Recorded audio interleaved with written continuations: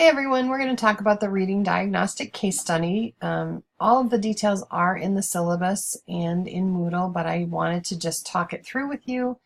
I know we've talked about it already, but again, I want to make sure that you understand all of the details. So you're to find a student who's in 5th to 12th grade. It'll probably take an hour and a half of your time to work with them. So as you ask them to participate in your classwork for graduate school, you can suggest that it'll take about an hour, hour and a half. And the student that you work with can be confident, average, struggling. It doesn't matter as long as they understand that you're a practicing teacher, you're working through your skills on this and just need their help. You're going to interview your student. You're going to talk about their reading history and their preferences. And there are several different tools you could use for that.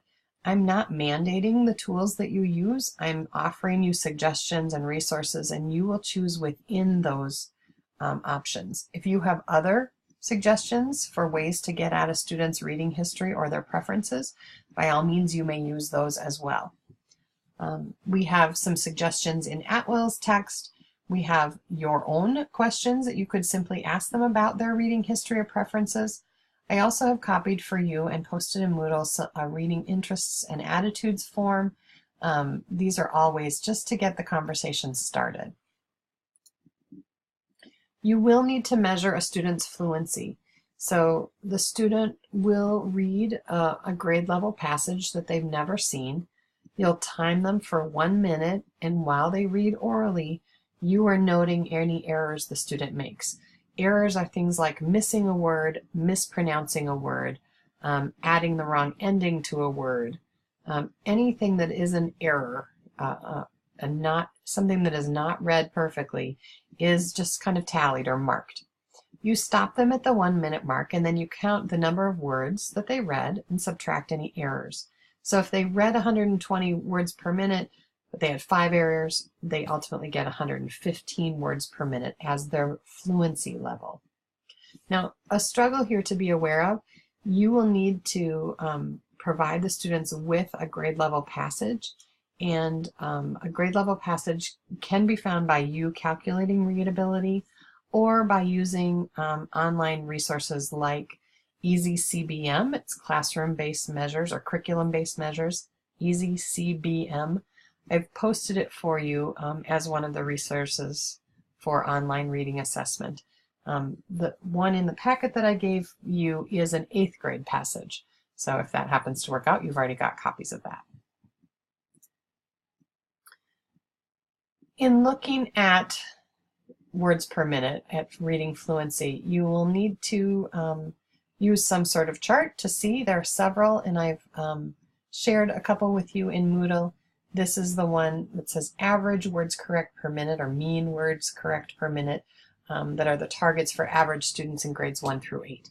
If you are working with a student who is above 8th grade, it is challenging to find fluency levels. And so you can assume that they're on grade level if they're anywhere above this 8th grade mark. So fall 130 words per minute, winter 140, and spring 150. Again, the reason here that 150 would be your top level of fluency is because our tongues and brains just can't manage oral reading at a higher level, at a faster speed than about 150 words per minute.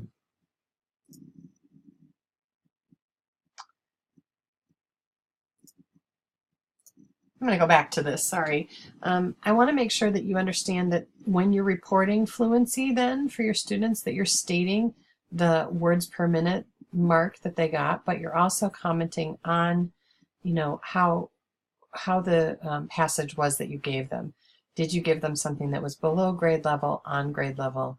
Do you feel that their fluency was challenged? Were they halting, or were they smooth and expressive? Comprehension strategies. So if you're going to determine what a student understands about a text, one of the strategies you might use is read and retell. Just have them read a passage and then ask them, what do you remember? What can you retell me about what you've read? Can they give you multiple details from that? There are interview strategies. You can ask them, is your brain doing this? Are you visualizing? Are you questioning? And I did copy for you a strategy interview, so that's available for you as well. Again, back to Easy CBM, curriculum-based measures. They have some comprehension tools where you have the student read the passage and answer the questions, and they have them all divided up by grade level, fiction and nonfiction, so you could choose one of each. Again, gives you really good information about whether or not a student can manage and comprehend grade level text. Excuse me. This is an example of what it looks like on the Easy CBM website. So you can see this is all I've designated 8th grade. Excuse me. And we can print out a student copy or an assessor copy. And we have 9 different examples for them to use. Yeah, that's 9 different passages that you could choose from. You also have the comprehension. There's one called The Camel's Back, The Hedgehog Experience, and Not So Bad Bully. Again, student copy to be printed, and then this has pencil paper questions at the bottom. If you choose to register with Easy CBM, you can opt to have them take the scores, or you can enter the scores online, or even have them take the assessments online. So up to you if you'd like to do that. Again, here's an example. It has directions for you. This is from Easy CBM. So you would give the student their form and you'd read that. This is a story about Samantha and Aunt Lily. You start the timer. While the student's reading, you're marking the errors with slashes. What's nice about these is that it counted out those words for you, which is a real pain, so that you know when a student gets to here, they've read 106 words. If they've only gone to here, you can say, oh, 95 plus 1. So that's how that works.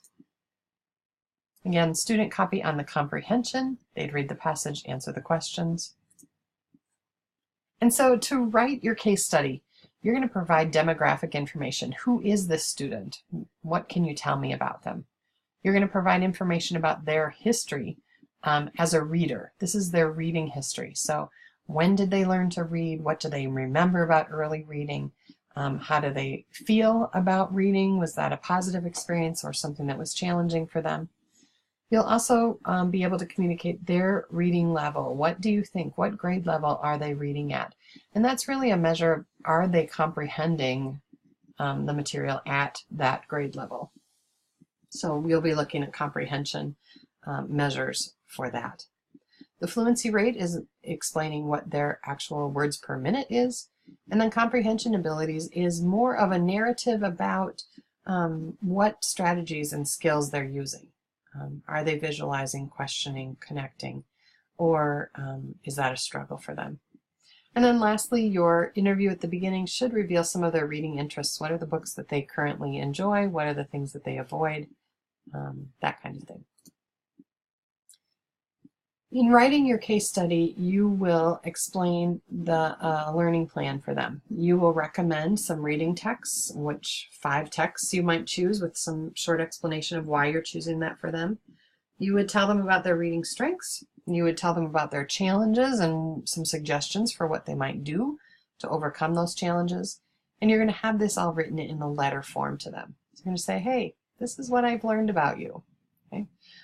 Your letter may include the case study information if you wish, or you may have that as a separate document and then write the letter for just this part. The grading will be about completeness and accuracy and the professionally written quality of this letter. Remember, this hopefully will go to a real live student. You'll return it to the student who helped you, and you want it to be very respectful and professional. So again, if you have questions, please let me know. I hope you have a great night.